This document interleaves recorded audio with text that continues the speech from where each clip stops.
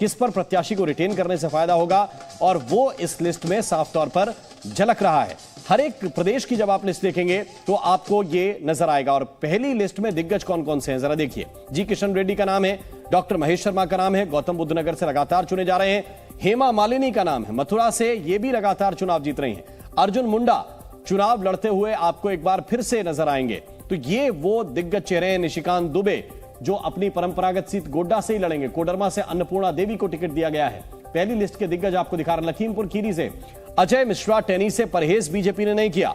स्मृति ईरानी अमेठी से चुनाव लड़ती हुई नजर आएंगी।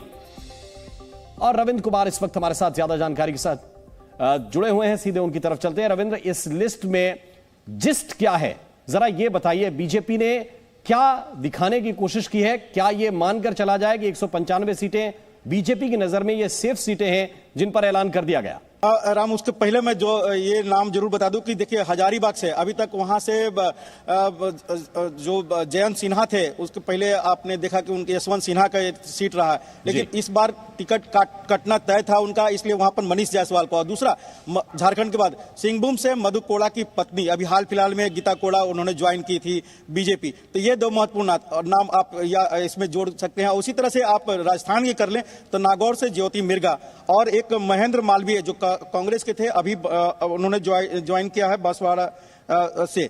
तो ये दो नाम और भी आप कह सकते हैं कि ये दो अलग अलग चेहरे देखने को मिलेंगे जो इस लिस्ट में 195 के लिस्ट में, जो बाहर से चाहे वो रितेश पांडे का हो, जो बाहर से कद्दावर नेता है, उनको भी जगह दी गई है। और पार्टी उन सांसदों पर भी भरोसा जताया है जो लगातार जीतते आ रहे। और 100 बात की एक बात है कि मोदी गारंटी है, मोदी का चेहरा है। अब टिकट जो दिया गया है, पार्टी ये मान के चल रही कि एक टर्म इनको और दिया जाए, पार्टी के नैया एक बार और इनके साथ आगे बढ़ा जाए। लेकिन बाहर के जो लोग आए हैं उनको भी मौका दिया गया है। राज्यसभा के सांसदों को भी, जो राज्यसभा के सांसद थे, जो मंत्री थे, उनको मौका दिया गया है। लोकसभा चुनाव लड़िए, जनसभा में जाइए, चाहे रूपाला हो, मंडाविया हो, चाहे वो मुरलीधरन हो, राजीव चंद्रशेखर हो, या फिर भूपेंद्र यादव हो। तो ये आप दिखाए, और बाकी दिग्गज आप चेहरा दिखा ही रहे हैं, चाहे प्रधानमंत्री नरेंद्र मोदी, राजनाथ सिंह हो, या फिर गृह मंत्री हो स्मृति ईरानी हो, ऐसे चाहे महेंद्र पांडे हो, ये महेश शर्मा हो, ये तमाम, हेमा मालिनी, तमाम ऐसे दिग्गज है। लेकिन सरप्राइज अगर कहा जाए तो दिल्ली में देखने को मिल रहा है रमेश बिधूड़ी का, जिसका कि उनका जो हो सकता है उनके जो बयान थे लोकसभा में, उसके कारण से उसे नाराजगी थी। और बृजभूषण शरण सिंह का अभी भी पेंडिंग है। इसके कारण से ये कह सकते हैं कि ये दोनों दो ऐसी बात है। एक बार मध्य प्रदेश पे भी थोड़ी सी चर्चा कर लेते हैं, क्योंकि अजय दुबे हमारे सहयोगी वहां से भी जुड़े हुए हैं। अजय, 2-3 चीजें हैं बहुत ही सरप्राइजिंग है। जैसे गणेश सिंह का नाम सतना से एक बार फिर से हम देख रहे हैं, उनको विधानसभा लड़ाया गया और इसके बाद फिर संसदीय चुनाव में दोबारा से उतार दिया गया। दूसरी बात यह भी कि जनार्दन मिश्र का नाम हम रीवा से देख रहे हैं। यानी जो नाराज कैंडिडेट हैं या किसी तरह से लगता है कि ये नाराज हो सकते हैं, उनको भी संभालने की कोशिश कहीं इसमें नजर आ रही है। बिल्कुल, मध्य प्रदेश में भारतीय जनता पार्टी ने 10 नए उम्मीदवारों को उतारा है इस बार। 10 नए चेहरे हैं और उसके साथ साथ जिन्होंने विधानसभा चुनाव में जिनकी हार हुई, चाहे वो फग्गन सिंह कुलस्ते हो मंडला से, चाहे गणेश सिंह हो सतना से, दोनों पर ही भारतीय जनता पार्टी ने एक बार फिर से विश्वास जताया है। देखिए, भोपाल की बात करें तो भोपाल से साध्वी प्रज्ञा का नाम। किशन हमारे साथ जुड़ गए हैं। रवि किशन जी, बहुत बहुत बधाई, पुनः टिकट मिला है। कुछ देर के बाद रवि किशन से हम बात करने की कोशिश करेंगे, क्योंकि उन्हें भी एक बार फिर से टिकट मिला है। लेकिन एक बार फिर से हम चलते हैं। अजय, जरा ये भी बताइएगा, 2 नाम तो आप साथ साथ जिक्र कर रहे हैं। शिवराज सिंह चौहान विदिशा, तैयारी उन्होंने विधानसभा चुनाव के साथ साथ ही शुरू कर दी थी एक तरह से, जैसे नतीजे आए थे उसके बाद से।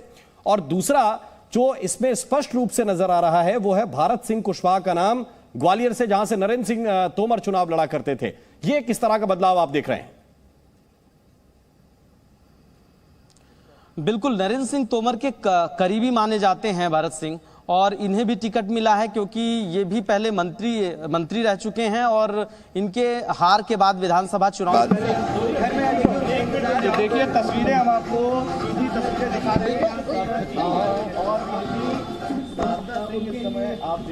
आप जाने जाते हैं साधना सिंह के साथ हैं, अपनी पत्नी के साथ, और जैसे ही ऐलान हुआ है उनके नाम का कि वो विदिशा से चुनाव लड़ेंगे, पहले भी विदिशा से सांसद रह चुके हैं शिवराज सिंह चौहान, उनकी पत्नी साधना सिंह तिलक लगाकर उनको बधाई भी दे रहे हैं। और ये अंदाज कई बार शिवराज सिंह चौहान का आपने देखा होगा, अपने परिवार के साथ पर्याप्त वक्त बिताते हैं और इसके बाद चुनावी कैंपेन में वो पहले से एक तरह से लगे हुए थे, तैयारी कर रहे थे विदिशा से।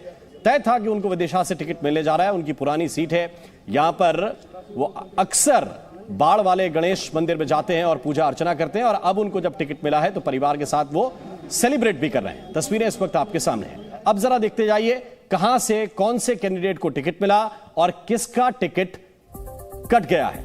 हम अजय आपसे संवाद कर रहे थे, जरा बताइए। देखिए, शिवराज सिंह चौहान अब तिलक भी हो गया, परिवार ने भी कह दिया कि जाइए ताकत से चुनाव लड़िए।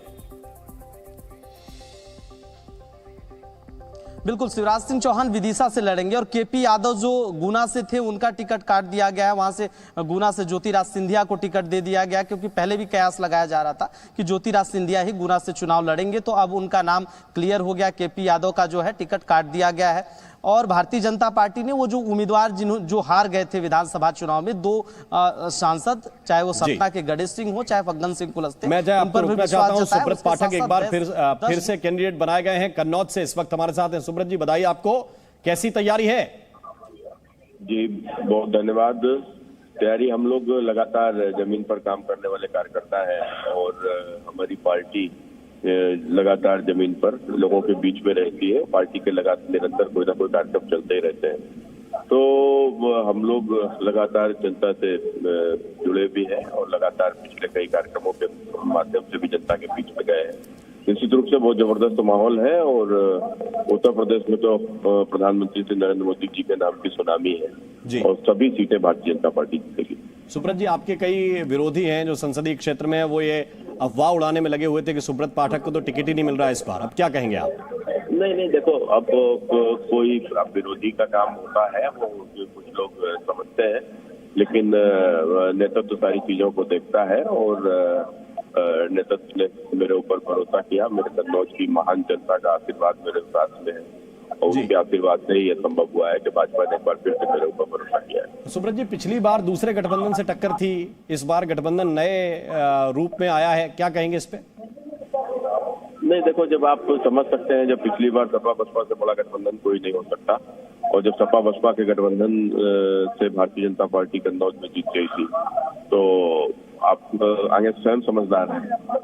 जी, बहुत बहुत शुक्रिया, बहुत बहुत धन्यवाद सुब्रत पाठक हमारे साथ जुड़ने के लिए। कन्नौज से भारतीय जनता पार्टी के सांसद भी हैं, एक बार फिर से उम्मीदवार बनाए गए हैं और कन्नौज इसलिए सीट महत्वपूर्ण है क्योंकि ये सीट समाजवादी पार्टी के मुखिया अखिलेश यादव की भी परंपरागत सीट कही जाती है, उनके परिवार की परंपरागत सीट कही जा सकती है।